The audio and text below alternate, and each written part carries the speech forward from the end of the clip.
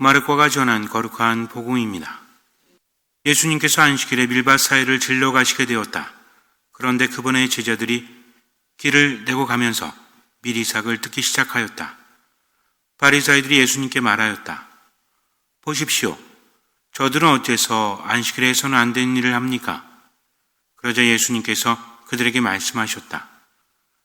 다윗과 그 일행이 먹을 것이 없어 배가 고팠을 때 다윗이 어떻게 하였는지 너희는 읽어본 적이 없느냐?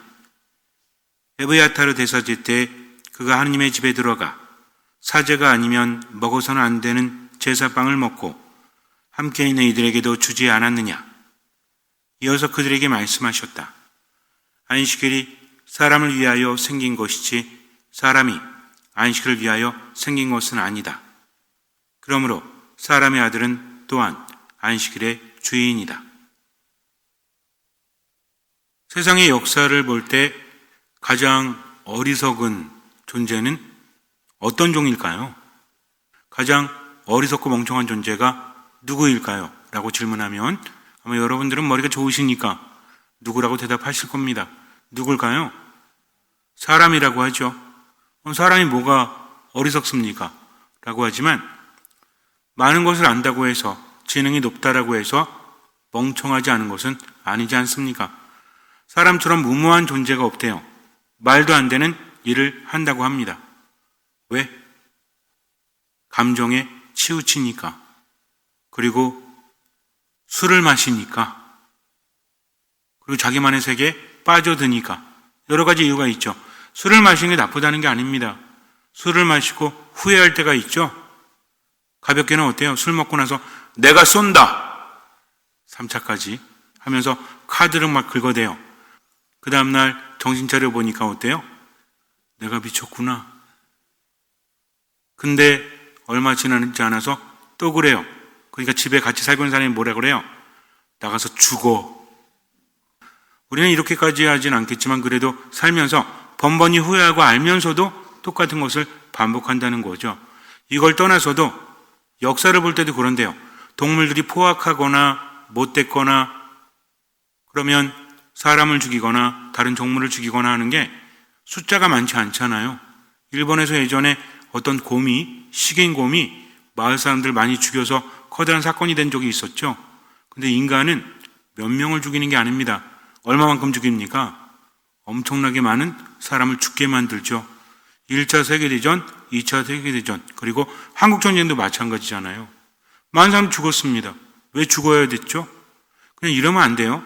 모여가지고 10명씩 줄 서가지고 가위바위보 해가지고 이기는 팀이 많은 쪽이 전쟁 승 그러면 안 됩니까?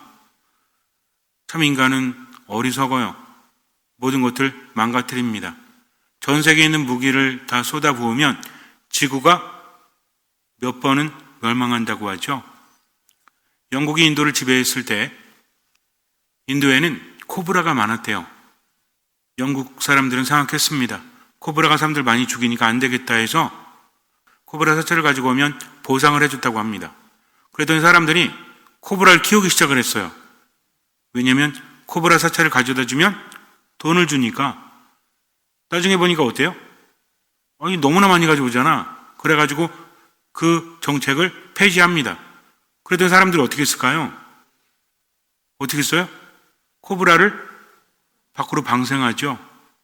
원래 이 정책을 한 이유가 무엇입니까?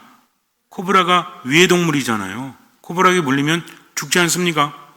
그래서 코브라를 없애려고 했다가 결국엔 어떻게 된 거야?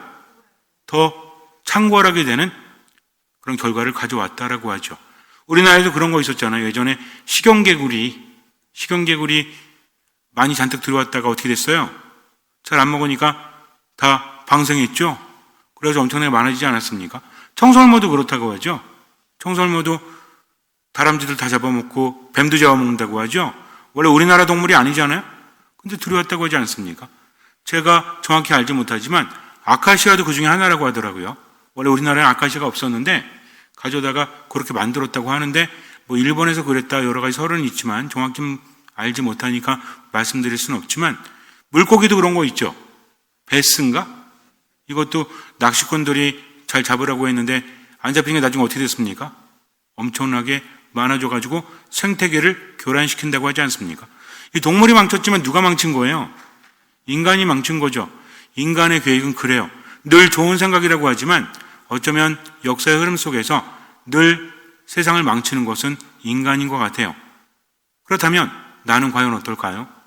내가 생각하고 계획하는 것들, 그 안에서 나름 똑똑하다라고 자부하지만 똑똑한 사람일수록 망하는 거 많이 보죠. 자신 있는 사람일수록. 그래서 경계해야 됩니다. 어떤 사람이 행복한 사람이에요? 교만하지 않은 사람, 겸손한 사람. 신앙 안에서만 겸손이 의미가 있는 것이 아니라 삶 안에서도 겸손이 의미가 있다는 것을 알아야 합니다. 겸손한 사람은 지식은 별로 없을지 몰라도 뭐가 있어요? 지혜가 있죠. 왜 그렇습니까? 겸손이라는 것은 홀로 의미가 있는 것이 아니라 하느님과의 관계 안에서 의미가 있기 때문입니다. 누차 말씀드리지만 저는 못 나가지고요. 전 능력이 없어가지고요. 못합니다. 라고 하는 건 겸손이 아니라 뭐라고 그랬죠? 빙신이라고 그랬죠. 이거는 겸손이 아닙니다. 겸손은 뭡니까? 이 몸은 남자를 알지 못하는데 어떻게 그런 일이 있을 수 있겠습니까? 갑자기 아이를 잉태한다라고 하니까 어린 처녀였던 성모님이 뭐라고 하십니까? 말이 안 되잖아요. 그죠? 능력의 문제가 아니잖아. 저는 남자를 알지 못합니다. 그런데 어떻게 그런 일이 있을 수 있겠습니까? 천사가 하느님께는 불가능한 일이 없다. 하느님께는 가능하다. 라고 하니까 어린 성모님은 어떻게 응답하시죠? 그래도 말이 됩니까? 이래요? 스가랴는 그랬잖아요. 스가랴는 하느님께서 너의 청을 들어주셨다. 오랜 동안 너와 네 아내 엘리사벳이 그렇게 청했던 것이 이제는 이루어진다 라고 했을 때 스가랴는 뭘 생각했어요? 나이를 생각하잖아요. 하느님께 여태까지 청했지만 우리가 이 나이 돼가지고 이미 포기했는데 무슨 애입니까? 사자가 그런 말을 합니다. 그랬더니 천사가 뭐라고 그랬죠? 때가 되면 이루어질 일. 근데 이 때라는 게 인간적인 때하고는 다르다는 거죠. 인간적으로 볼 때는 어때요? 결혼해서 아이 낳고 살려면 몇 살까지는 결혼해야 돼? 50살? 문제가 너무 어렵죠? 결혼해가지고 아이도 낳고 살려면 몇 살까지는 결혼해야 돼요? 40? 그 안에는 좀 결혼해야지 희망이 좀 있겠죠.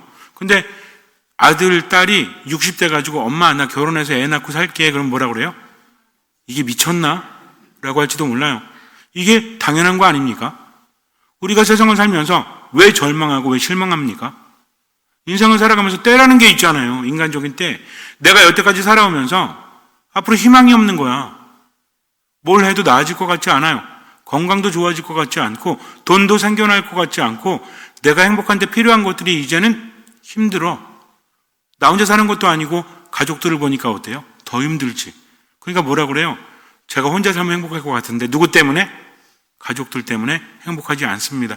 신부님 좋으시겠어요? 왜요?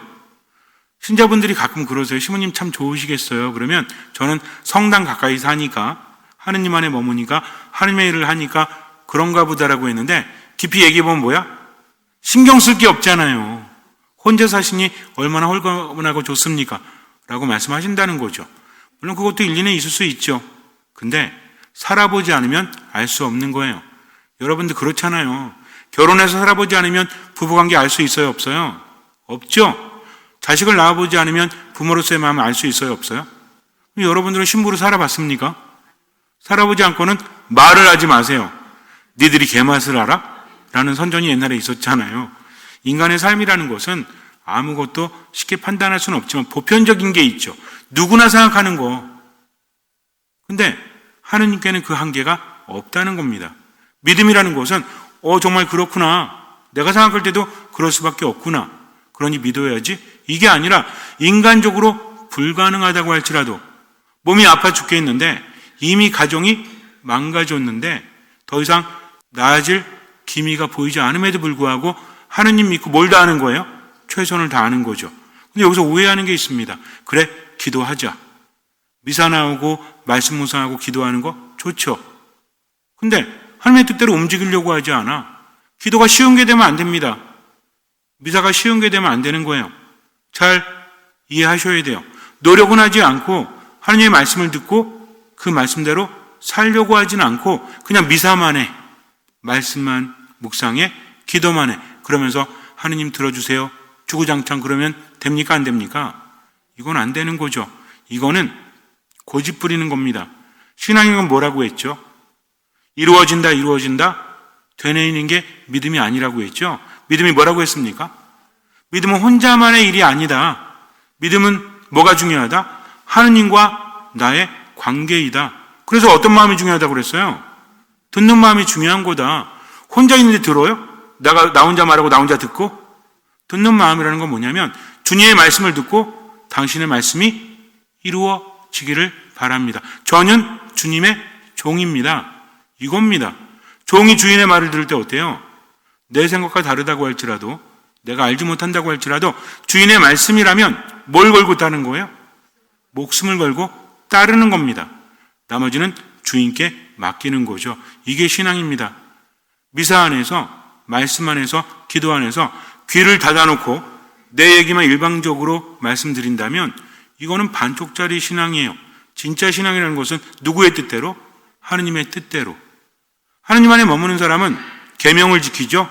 이 계명은 뭡니까? 하느님을 사랑하고 이웃을 사랑하는 거죠. 굉장히 많은 경우가 있습니다. 하지만 공통적인 게 있죠. 사랑이 뭐라고 했죠? 사랑은 상대방이 내게 해주기를 바라는 그대로 그에게 해주는 것이다. 이걸 풀어 설명하면 뭡니까? 상대방을 이해하는 거죠. 상대방이 왜 화를 내는지, 상대방이 왜 울고 있는지, 상대방이 왜 그러는지를 이해하지 않고서 어찌 사랑한다라고 말할 수 있겠습니까? 그렇다면 하나님을 사랑하는 건 뭐예요? 그분의 뜻이 무엇인지 이해하려는 마음.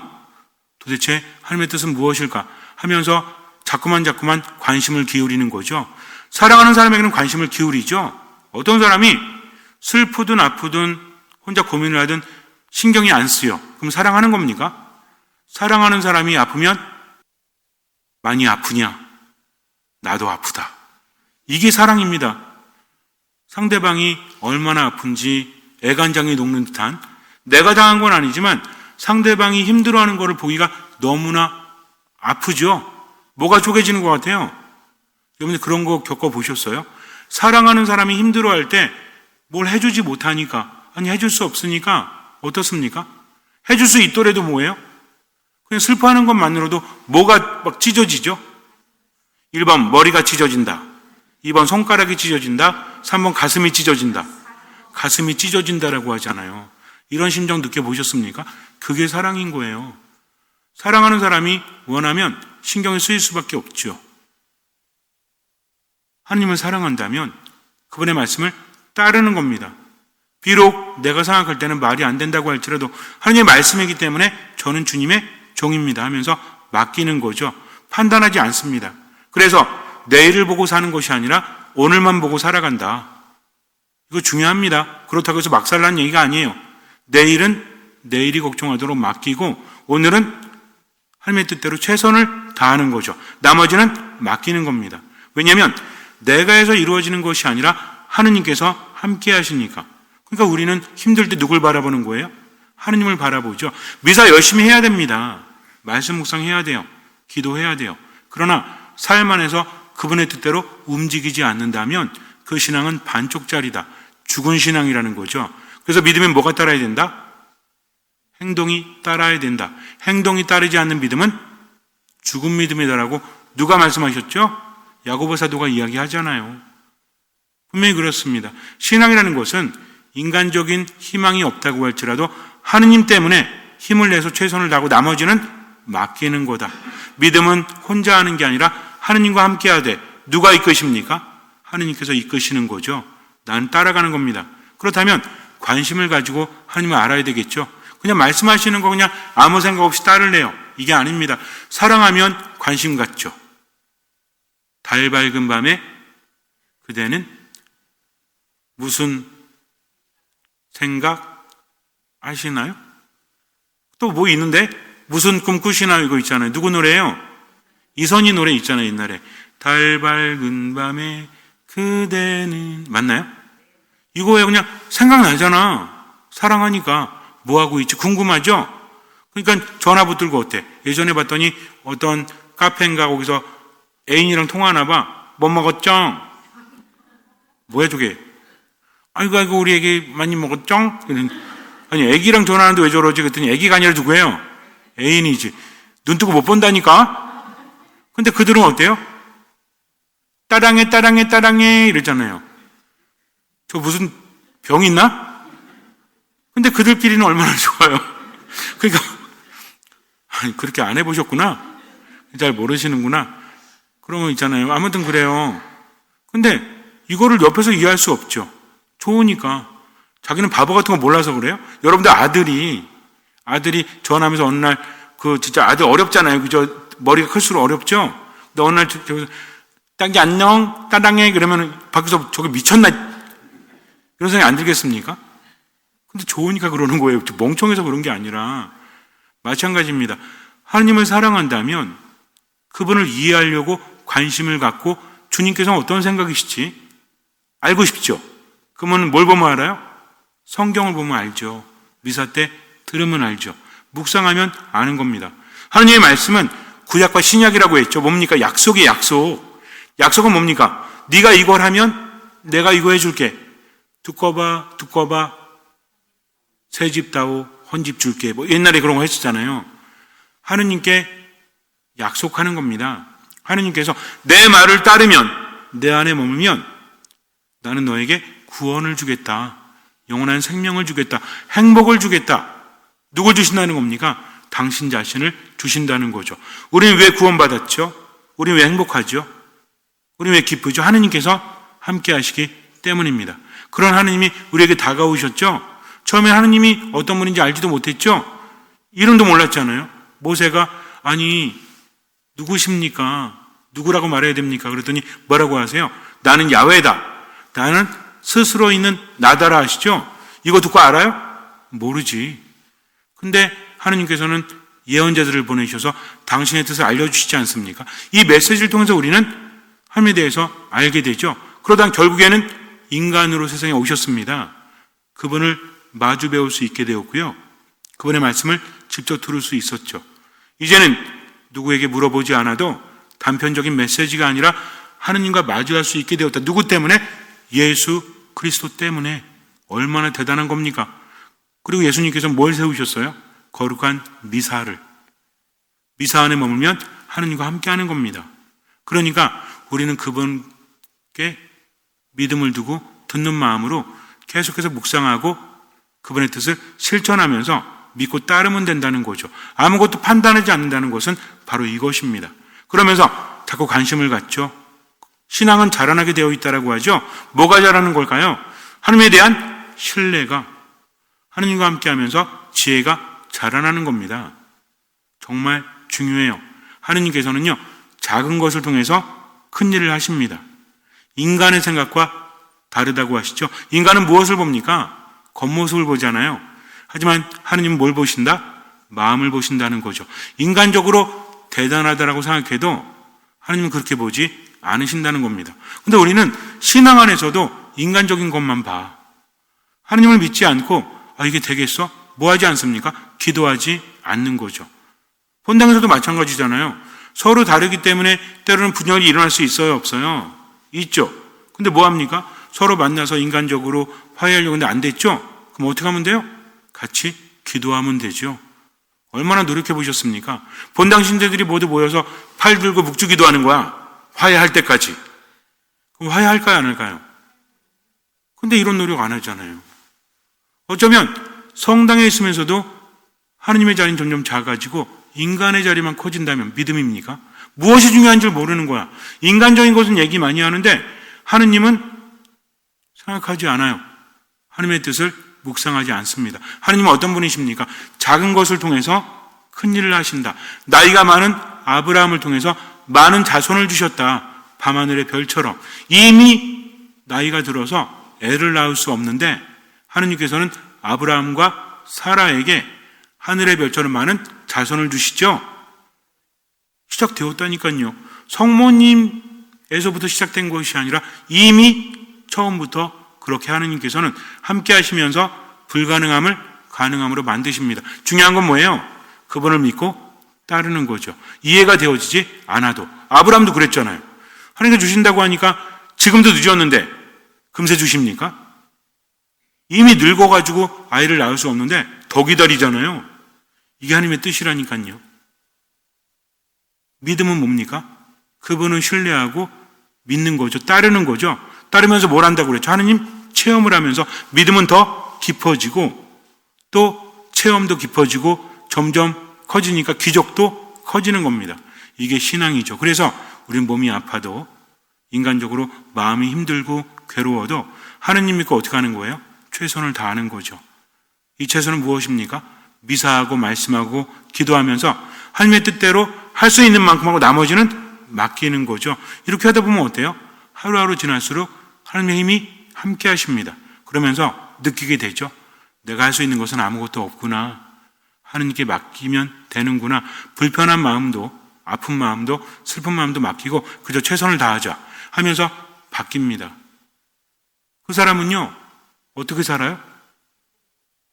그 사람은 항상 언제나 기뻐하죠. 누구 때문에? 하나님 때문에. 돈이 안 벌려도 때로는 뜻한 바대로 일이 되지 않아도 언제나 기뻐합니다. 왜 그래요? 하느님께서 바라시는 거니까 끊임없이 기도합니다. 불평하는 것이 아니라 감사하는 겁니다.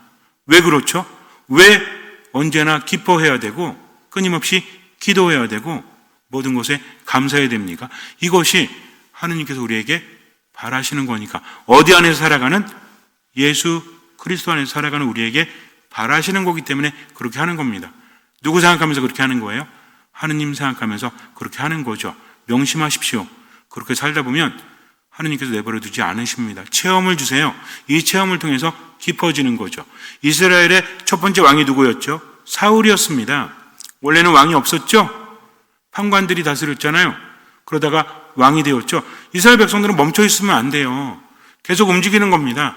가나안 땅에 정착한다고 할지라도 안주하지 말라는 거죠. 그래서 이스라엘 백성들이 유목 생활을 한 것은 뭐냐면 여기에 만족하지도 여기에 안주하지도 말고 누굴 따라라? 하나님을 따라라 이겁니다. 눈에 보이는 땅이 중요한 게 아니라 마음이 그렇다는 거죠. 언제든지 주님께서 말씀하시면 내려놓고 갈 수 있어야 한다는 거죠. 이게 신약에서도 마찬가지잖아요. 예수님 뭐라고 하십니까? 나를 따르려는 사람은 자기 자신을 버리고 따라야 된다. 매일 제 십자가를 지고 나를 따라야 한다라고 말씀하십니다. 그래서 우리는요, 지금을 내려놓을 수 있어야 돼요. 그분을 따라가는 거. 이게 어떤 마음이에요? 듣는 마음이죠. 그러다 보면 점점 인간적인 눈이 아니라 하나님의 눈으로 세상을 바라보게 되죠. 희망을 봅니다. 절망이 아닌 희망을 보는 거죠. 기쁨을 봅니다. 행복을 봅니다. 삶이 달라질 수밖에 없죠. 사울이 하나님의 뜻대로 살다가 결국은 그 뜻을 저버리죠. 뭐가 떠납니까? 그에게서 하나님의 영이 떠나게 돼요. 그리고 누가 오죠? 악령이 오죠. 악령이 시달리잖아요. 너무 힘드니까 옆에서 누가 비파를 타주죠? 다윗이. 그때 좀 나아지지 않습니까? 그럼 또 안 하면 또 악령에 시달리는 거야. 그래서 다윗을 옆에 두죠. 근데 다윗과 사울의 관계는 애증의 관계잖아. 왜 그런지 아십니까? 다윗이 너무 잘났으니까. 처음에 사울은 하나님의 뜻대로 겸손한 사람이었어요. 근데 어떤 걸 잃어버립니까? 듣는 마음을 잃어버리죠. 하느님이 아닌 다른 신을 섬기게 됩니다. 이때부터 문제죠. 이때부터 자기 자신에 갇혀서 하나님을 알아보지 못하니까 하나님의 영이 떠나게 되고 악령이 들어오니까 얼마나 괴로워요? 그래서 잘못된 길로 가게 됩니다. 이제 하나님의 영이 떠났으니 다른 왕을 세워야 되죠. 그래서 사무엘에게 가서 기름을 부어라. 기름 붓는 건 뭐예요? 왕으로 만드는 거죠. 그래서 이새의 아들, 이사이의 아들이 있다. 가라. 그랬더니 두려워하죠. 지금 사울이 가만두겠습니까? 제가 다른 사람을 왕으로 세운다면 저를 가만두지 않을걸요? 그때 뭐라고 합니까? 베들레헴에 제사 지내러 간다라고 해라. 하느님께. 그리고 이새를 초대해라. 그의 아들들과. 그래서 그렇게 하지 않습니까? 이사이가 어떻게 해요? 몇 명의 아들을 데리고 오죠? 7명의 아들을 데리고 옵니다. 한 사람씩 바라보는 거죠. 잘생겼어. 아주 대단해. 제가 왕감이구나. 근데 하느님께서는 아니라고 하십니다. 왜 멀쩡한데? 잘생겼는데? 능력이 있는데? 두 번째로 보니까 얘도 괜찮아? 얘인가? 얘도 아니래. 세 번째도 아니, 7 다 아니래죠? 그래가지고, 이상하네? 혹시 아들이 또 있나요? 그러니까 이사야가 뭐라고 합니까? 있긴 있는데, 지금 양치고 있습니다. 뭔 얘기입니까? 아들로서 데리고 오지 않았다는 것은 그도 인정하지 않았다는 거죠. 아직 어리니까. 제사 지내는데 안 가도 되는 애잖아요. 이스라엘 사람들은 어른이 되지 않으면 하느님 안에 머물 자격이 없다고 생각을 했거든요. 그래서 회당에서 기도할 때도 어느 정도 나이가 되지 않으면 들어갈 수 없어요. 이게 중요한 겁니다. 신약도 그래요. 그러니까 아버지가 볼 때도 굳이 하느님께 가서 제사를 드릴 만큼 얘가 온전하지 않았다고 생각을 했죠. 그럼 데리고 오라고 하지 않습니까? 하느님 마음에 든 거죠. 바로 이 아이다. 이 아이에게 기름을 부어라. 말이 됩니까? 아니, 여러분들, 우리나라에서 한 14살 먹은 애를 대통령으로 뽑는다면 뭐라고 그러겠어요? 물론 인간이 어느 미국의 어떤 주에서는 어떤 신지 준지 어쨌든 시인 것 같은데 거기에서는요, 개를 시장으로 뽑은 적도 있대요. 심지어는 어떤 나라에서는 파우다를 시장으로 뽑았대요. 파우다이죠, 파우다. 그 식품 같은 거, 그걸 시장으로 뽑았대요. 그런 나라도 있어. 진짜 있다니까요. 인간이 그렇게 말도 안 되는 짓거리를 한다니까. 근데 웃기는 건 시의 문제가 더 없었대요. 개가 시장을 10년 넘게 했는데 그동안 비리도 없었고. 참 슬프죠. 울어야 될지 웃어야 될지 모르겠는데 어쨌든. 근데 10몇 살 먹은 애 왕으로 세운다면, 대통령 세운다면 여러분들 찬성하시겠습니까? 말도 안 되잖아요. 그럼 대통령보다 왕의 권위가 더 높을까요? 낮을까요? 왕이 더 높죠. 대통령도 안 돼 왕이 돼? 말이 안 되죠. 누가 볼 때도. 그러나 하나님은 뭘 보십니까? 마음을 보신다는 거죠. 다윗이 대단했기 때문이 아니라, 그 아이가 다윗이죠? 다윗이 대단했기 때문이 아닙니다. 하느님께서 함께 하셨기 때문이죠. 잠시 눈을 감으세요. 나는 부족합니다. 나를 통해서 우리 가정이 변화될 수 있을까? 나를 통해서 우리 본당이 변화될 수 있을까? 아니, 내 인생 자체가 변화될 수 있을까? 성격도 안 좋고 여태까지 상처 때문에 간신히 꾸역꾸역 참고 사는데 나를 통해서 하느님께서 큰일을 하신다고? 과연 내가 할 수 있을까? 자신이 없습니다. 우울합니다. 하지만 믿음은 그런 게 아니에요. 내려놓고 하느님만 바라보십시오. 내 판단, 하느님의 판단과 다를 수 있기 때문입니다. 우리는 인간적인 것을 보지만 하느님은 마음을 보십니다. 그러니까 마음만큼 하느님께 두고 최선을 다해서 오늘 살아가십시오. 아프면 아픈 대로, 힘들면 힘든 대로 온전히 맡기고 최선을 다해서 살아가십시오. 듣는 마음으로. 나머지는 하느님께서 해주십니다. 미사 말씀 기도 안에 온전히 머물면서 그저 오늘만 있는 것처럼 하느님의 뜻대로 살아가십시오. 주님께서는 그 믿음을 보시고 우리 삶에 놀라운 기적을 일으켜 주실 것입니다. 아멘.